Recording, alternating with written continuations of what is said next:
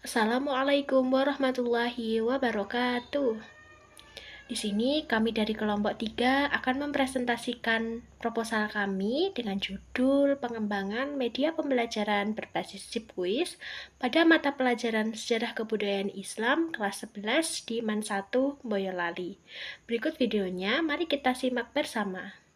Yang pertama, latar belakang masalah.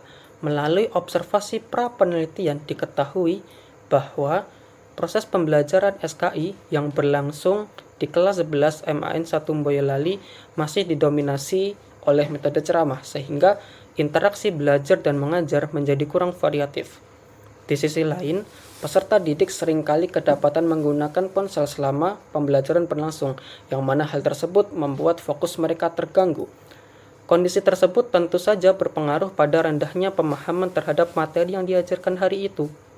Pembelajaran juga terhambat oleh keterbatasan sarana dan prasarana pendukung. Sementara, kemampuan guru dalam memanfaatkan platform digital masih belum optimal. Faktor-faktor inilah yang kemudian menunjukkan adanya urgensitas untuk melakukan inovasi dalam pembelajaran SKI agar lebih menarik, efektif, relevan, dan sesuai dengan kebutuhan siswa. Melalui berbagai latar belakang tersebutlah yang kemudian membantu peneliti untuk merumuskan masalah-masalah dalam penelitian ini. Masalah yang pertama adalah bagaimana penerapan media pembelajaran interaktif berbasis Zipquiz dalam pembelajaran SKI materi Daulah Mughal di kelas 11 MAN 1 Boyolali. Rumusan masalah yang kedua adalah apa saja faktor pendukung dan penghambat dalam penerapan media pembelajaran interaktif berbasis Zipquiz. Dan yang ketiga, bagaimana efektivitas media pembelajaran berbasis Zipquiz dalam meningkatkan motivasi dan keterlibatan belajar pada peserta didik kelas 11 MN 1 Boyolali.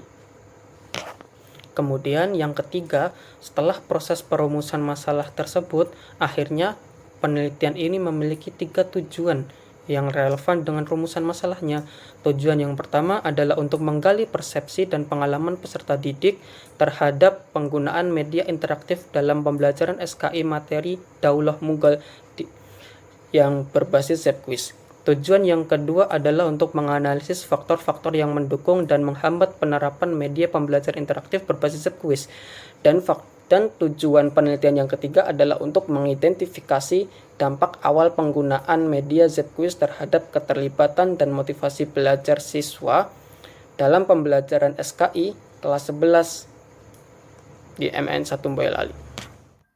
Landasan teori yang digunakan dalam penelitian ini yaitu yang pertama, media pembelajaran yang mencakup definisi, fungsi, jenis-jenis, kriteria pemilihan media pembelajaran, dan pentingnya pengembangan media pembelajaran. Yang kedua, Zipquiz sebagai media yang ingin dikembangkan dalam penelitian ini. Zipquiz sendiri merupakan sebuah platform digital yang memfasilitasi guru dalam menyusun kuis interaktif dengan beragam jenis soal seperti pilihan ganda, jawaban singkat, dan pernyataan benar salah.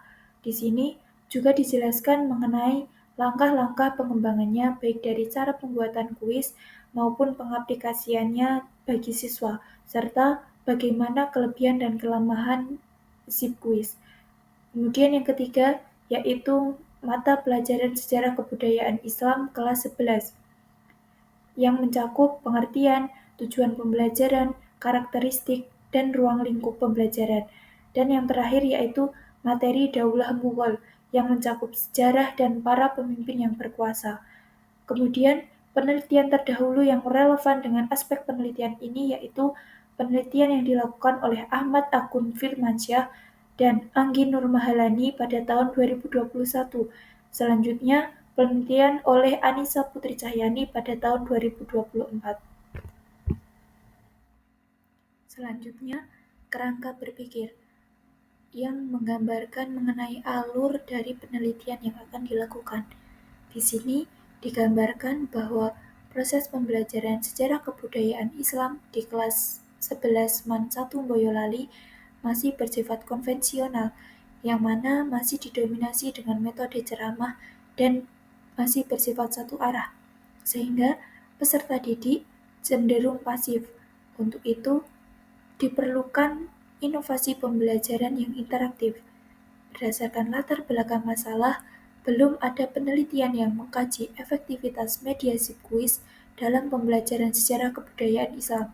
Adapun langkah pengembangan media pembelajaran Zipquiz diawali dengan pengkajian teori yang meliputi teori media pembelajaran, Zipquiz, sejarah kebudayaan Islam, dan materi Daulah Mughal. Selanjutnya, dilakukan perancangan dan pengembangan media Zipquiz yang divalidasi oleh tim ahli, yaitu tim ahli materi dan ahli media. Hasil validasi menjadi dasar untuk melakukan revisi produk, yang kemudian diuji coba di lapangan. Apabila media dinilai layak, maka dihasilkan produk final dari media pembelajaran berbasis Zipquiz. Namun, jika belum layak, maka dilakukan revisi yang berlanjut sampai mencapai kriteria kelayakan yang diharapkan. Kemudian, hipotesis. Berdasarkan masalah yang telah dipaparkan, maka hipotesis yang peneliti ajukan dalam penelitian ini yaitu yang pertama, hipotesis nol, yaitu tidak terdapat perbedaan yang signifikan pada efektivitas media pembelajaran berbasis Zipquiz dalam meningkatkan motivasi dan keterlibatan belajar peserta didik kelas 11 MAN 1 Boyolali sebelum dan sesudah menggunakan media Zipquiz. Kemudian, hipotesis alternatif, yaitu terdapat perbedaan yang signifikan pada efektivitas media pembelajaran berbasis Zipquiz dalam meningkatkan motivasi dan keterlibatan belajar peserta didik kelas 11 MAN 1 Boyolali sebelum dan sesudah menggunakan media Zipquiz. Selanjutnya, mengenai metode penelitian. Yang pertama, model pengembangan. Penelitian ini menggunakan model pengembangan yang dikenal dengan istilah research and development, yang mana tidak hanya berfokus pada penciptaan atau pengembangan suatu produk, tetapi juga pengujian keefektifan suatu produk agar benar-benar dapat diterapkan secara nyata. Model pengembangan yang dipilih yaitu model EDI dengan 5 tahapan utama, yaitu Analyze, Design, Development, Implementation, dan Evaluation. Selanjutnya yaitu prosedur pengembangan. Tahapan pengembangan media pembelajaran berbasis Zipquiz disajikan dalam beberapa langkah, yaitu yang pertama, Analyze. Tahap analisis ini dilakukan untuk memastikan agar media pembelajaran yang dikembangkan sesuai dengan kebutuhan pengguna.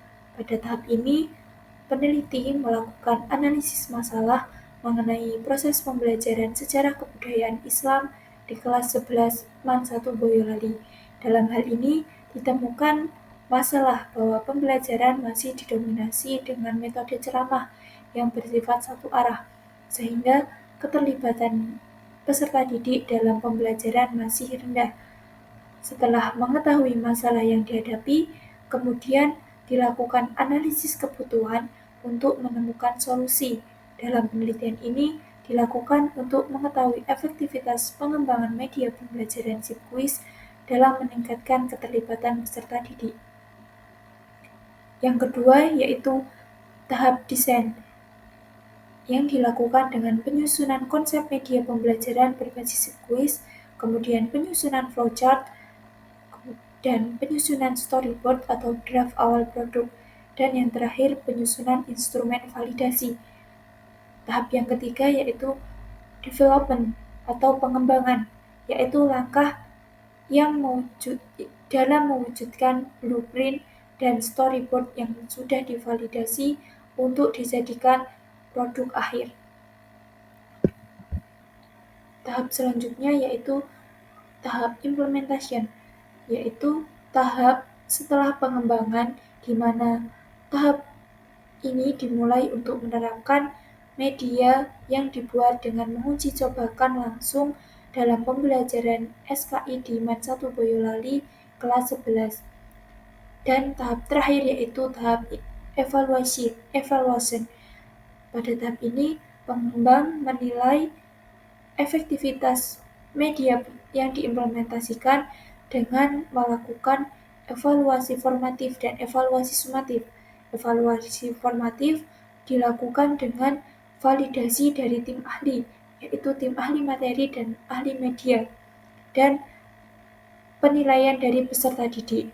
Kemudian evaluasi sumatif dilakukan untuk mengetahui efektivitas produk dalam meningkatkan keterlibatan dan motivasi peserta didik. Baik, selanjutnya kita akan membahas mengenai populasi dan sampel. Populasi adalah seluruh objek yang menjadi sasaran penelitian, yaitu kelas 11 di Men 1 Boyolali, dan sampel yang kita gunakan juga seluruh siswa dari kelas 11 Men 1 Boyolali. Kemudian teknik sampling yang kami gunakan yaitu cluster random sampling, di mana teknik pengambilan sampel seluruh populasi dibagi menjadi kelompok-kelompok atau cluster dan dipilih secara acak dalam menjadi sampel penelitian. Nah, di sini kami menjadi dua kelompok, yaitu kita bagi menjadi kelas eksperimen dan juga kelas kontrol. Kelas eksperimen yaitu kelas 11A, B, C, D, dan E, sedangkan kelas kontrol adalah kelas 11 F, G, H, I, dan J. Beberapa teknik yang kami gunakan dalam pengumpulan data dan juga instrumen yang kami gunakan dalam penelitian ini yaitu yang pertama ada observasi. Kami melakukan observasi di kelas 11 pada mata pelajaran Sejarah Kebudayaan Islam, dan instrumen pengumpulan data yang kami gunakan yaitu berupa lembar observasi. Kemudian kami juga menggunakan teknik wawancara, di mana kami mewawancarai guru mata pelajaran Sejarah Kebudayaan Islam dengan menggunakan panduan wawancara sebagai instrumen pengumpulan data. Selanjutnya kita menggunakan teknik dokumentasi, di mana kita melakukan kegiatan dokumentasi pada saat pembelajaran SKI di kelas 11 dengan menggunakan pedoman dokumentasi sebagai instrumen pengumpulan data. Selanjutnya kita juga melakukan tes berupa pre-test and post-test kepada kelas 11 pada mata pelajaran SKI. Selanjutnya kita juga menggunakan teknik angket sebagai validasi ahli, materi, dan media, juga berupa tanggapan siswa dan motivasi serta keterlibatan siswa. Baik, selanjutnya kita akan membahas mengenai teknik analisis data yang digunakan dalam penelitian ini. Yang pertama, kami melakukan uji kelayakan produk. Uji ini bertujuan untuk mengetahui apakah produk yang dikembangkan layak digunakan. Prosedur yang dilakukan meliputi penskoran dari beberapa ahli, yaitu ahli materi dan juga ahli media, atau juga responden, yaitu berupa tanggapan siswa. Kemudian juga menghitung presentasi kelayakan produk, kemudian menghitung nilai rata-rata dan kategorisasi kelayakan berdasarkan kriteria tertentu. Selanjutnya dilakukan uji normalitas yang menggunakan one sample Kolmogorov-Smirnov. Uji ini digunakan untuk melihat apakah data yang diperoleh itu berdistribusi normal atau tidak. Normalitas data sangat penting karena menentukan jenis uji statistik yang dapat digunakan pada tahap berikutnya. Kemudian yang ketiga dilakukan uji homogenitas, yaitu dengan menggunakan Levin test. Uji homogenitas ini digunakan untuk mengetahui apakah data dari dua kelompok memiliki variansi yang sama. Jika variansi homogen, maka analisis selanjutnya dapat dilakukan dengan lebih tepat.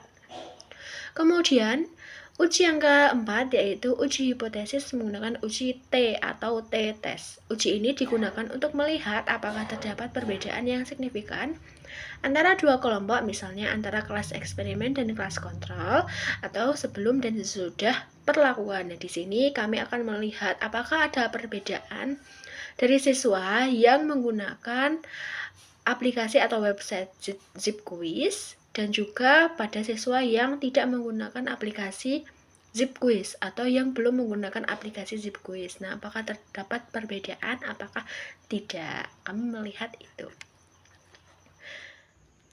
Demikian presentasi yang dapat kami sampaikan. Apabila ada kurangnya, kami mohon maaf. Semoga apa yang kami sampaikan menjadi bermanfaat dan menambah wawasan bagi kita semua. Terima kasih. Wassalamualaikum warahmatullahi wabarakatuh.